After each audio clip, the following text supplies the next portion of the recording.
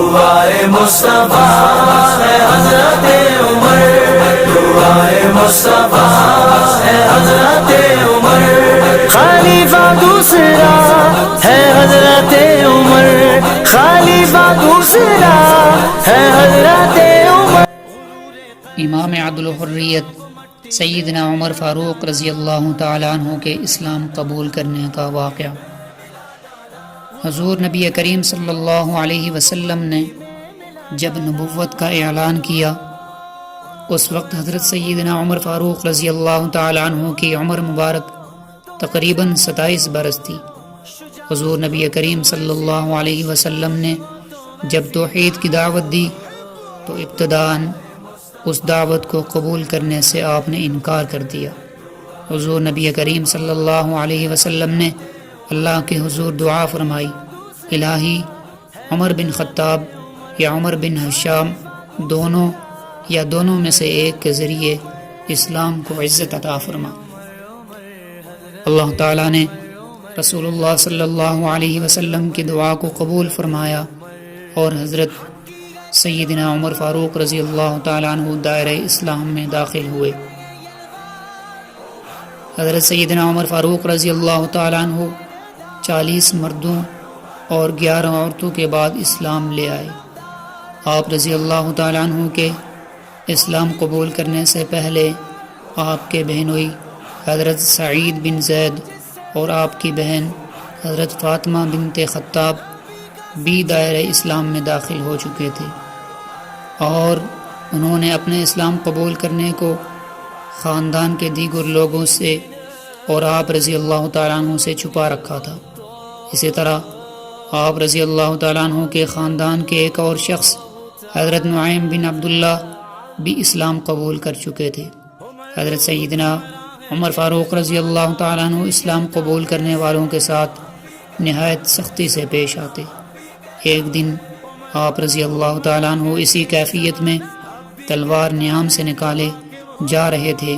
راستہ میں حضرت نعیم بن عبداللہ سے ملاقات ہوئی۔ حضرت نعیم بن عبداللہ نے جب حضرت سیدنا عمر فاروق رضی اللہ تعالیٰ عنہ کو اس حالت میں دیکھا تو پوچھا، کیا بات ہے عمر، کہاں کا ارادہ ہے؟ آپ رضی اللہ تعالیٰ عنہ نے کہا، میں آج محمد کو قتل کرنے کی غرض سے نکلا ہوں، نعوذ باللہ۔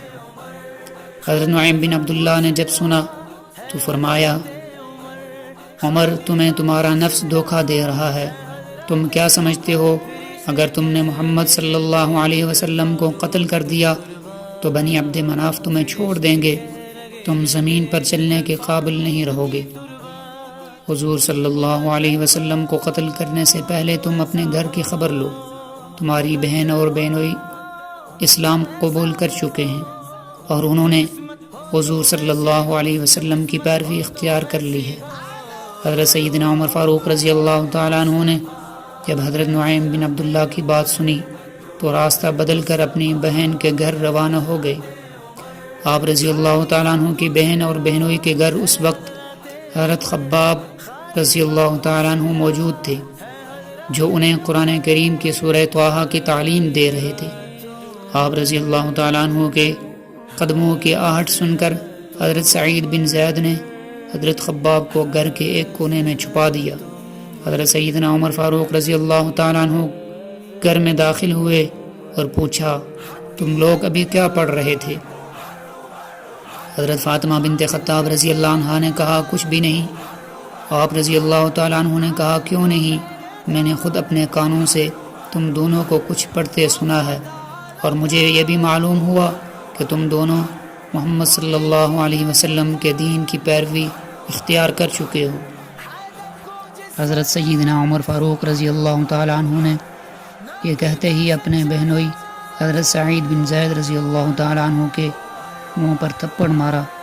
حضرت فاطمہ بنت خطاب رضی اللہ عنہا اپنے شوہر کو بچانے کے لیے آگے بڑھی تو آپ رضی اللہ تعالیٰ عنہ نے ان کو دھکا دے مارا، جس کی وجہ سے ان کے سر پر چوٹ آئی اور خون بہنا شروع ہو گیا۔ حضرت سعید بن زید رضی اللہ تعالیٰ عنہ نے آپ رضی اللہ تعالیٰ عنہ کے جلال کی پرواہ کیے بغیر کہا، ہاں ہم نے اسلام قبول کر لیا ہے اور حضور نبی کریم صلی اللہ علیہ وسلم پر دل و جان سے ایمان لے آئے ہیں۔ حضرت سیدنا عمر فاروق رضی اللہ تعالیٰ عنہ نے حضرت سعید بن زید رضی اللہ تعالیٰ عنہ کا سخت لہجہ اور بہن کا بہتا ہوا خون دیکھا تو شرمندہ ہوئے اور کہنے لگے، اچھا مجھے وہ صفحات دکھاؤ جو تم پڑھ رہے تھے، میں تمہیں وہ پڑھ کر واپس کر دوں گا۔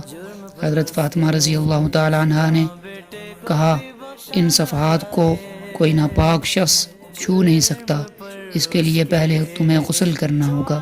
حضرت سیدنا عمر فاروق رضی اللہ تعالیٰ عنہ نے غسل کیا اور اپنی بہن اور بہنوئی سے ان اوراق کا مطالبہ کیا۔ حضرت فاطمہ بنت خطاب رضی اللہ تعالیٰ عنہ نے خود سورہ طٰہٰ کی تلاوت شروع کی۔ جب وہ اس آیت پر پہنچی، اننی انا اللہ لا الہ الا انا فاعبدنی واقم الصلاۃ لذکری، ترجمہ، بلا شبہ میں ہی اللہ ہوں اور میرے سوا کوئی دوسرا معبود نہیں، اس لیے تم میری عبادت کرو اور میری ہی یاد میں نماز پڑھا کرو۔ جب حضرت سیدنا فاروق اعظم رضی اللہ تعالیٰ عنہ نے یہاں تک سنا تو عمر فاروق رضی اللہ تعالیٰ عنہ کی آنکھوں سے آنسو نکل گئے اور کہنے لگے، اس قدر اچھا کلام ہے اور عظمت والا کلام ہے۔ پھر آپ رضی اللہ تعالیٰ عنہ بے اختیار پکار اٹھے، اشہد ان لا الہ الا اللہ و اشہد ان محمد رسول اللہ، میں گواہی دیتا ہوں اللہ کے سوا کوئی عبادت کے لائق نہیں اور حضرت محمد صلی اللہ علیہ وسلم اللہ کے رسول ہیں۔ حضرت خباب رضی اللہ تعالیٰ عنہ جو کہ گھر کے اندر چھپے ہوئے تھے، انہوں نے جب حضرت سیدنا عمر فاروق رضی اللہ تعالیٰ عنہ کی زبان مبارک سے یہ کلمات سنے تو باہر نکل آئے اور کہنے لگے، عمر، اللہ کی قسم، میں نے کل ہی حضور نبی کریم صلی اللہ علیہ وسلم کو آپ کے لیے دعا کرتے ہوئے سنا تھا۔ اللہ تعالیٰ نے حضور نبی کریم صلی اللہ علیہ وسلم کی دعا قبول فرما لی اور دین اسلام کو تمہارے ذریعے تقویت پہنچائی۔ حضرت سیدنا عمر فاروق رضی اللہ تعالیٰ عنہ کے قلب پر رقت طاری ہو گئی اور آپ رضی اللہ تعالیٰ عنہ حضرت خباب سے کہنے لگے، مجھے اسی وقت حضور نبی کریم صلی اللہ علیہ وسلم کی خدمت میں لے جاؤ۔ حضور نبی کریم صلی اللہ علیہ وسلم اس وقت کوہ صفا کے نواح میں دار ارقم میں موجود تھے۔ حضرت سیدنا عمر فاروق رضی اللہ تعالیٰ عنہ دار ارقم کی طرف روانہ ہو گئے۔ صحابہ اکرام نے جب آپ رضی اللہ تعالیٰ عنہ کو آتے دیکھا تو حضور نبی کریم صلی اللہ علیہ وسلم کو اس بات کی اطلاع پہنچائی۔ حضور نبی کریم صلی اللہ علیہ وسلم کے چچا حضرت سیدنا حمزہ رضی اللہ تعالیٰ عنہ جو کہ اس وقت حضور نبی کریم صلی اللہ علیہ وسلم کے پاس موجود تھے، انہوں نے جب آپ رضی اللہ تعالیٰ عنہ کے متعلق سنا تو فرمایا، عمر کو آنے دو، اگر تو وہ بھلائی کا ارادہ کرے اور اس ارادے سے آیا ہے تو اس کے ساتھ بھلائی ہی ہوگی، اور اگر وہ کسی برائی کے ارادے سے یہاں آیا ہے تو میں اس کا سر قلم کر دوں گا۔ حضرت سیدنا عمر فاروق رضی اللہ تعالیٰ عنہ جس وقت دار ارقم میں داخل ہوئے تو حضور صلی اللہ علیہ وسلم نے آپ رضی اللہ تعالیٰ عنہ کا دامن پکڑ کر فرمایا، عمر، کیا ارادہ لے کر آئے ہو؟ حضرت عمر فاروق رضی اللہ تعالیٰ عنہ نے عرض کیا کہ یا رسول اللہ صلی اللہ علیہ وسلم، اسلام قبول کرنے کے لیے حاضر ہوا ہوں۔ تب تو رسول اللہ صلی اللہ علیہ وسلم نے آپ کی بات سن کر نعرہ تکبیر بلند کیا اور صحابہ اکرام نے جواب میں اللہ اکبر کا نعرہ بلند کیا، جس سے کوہ صفا کی پہاڑیاں گونج اٹھی۔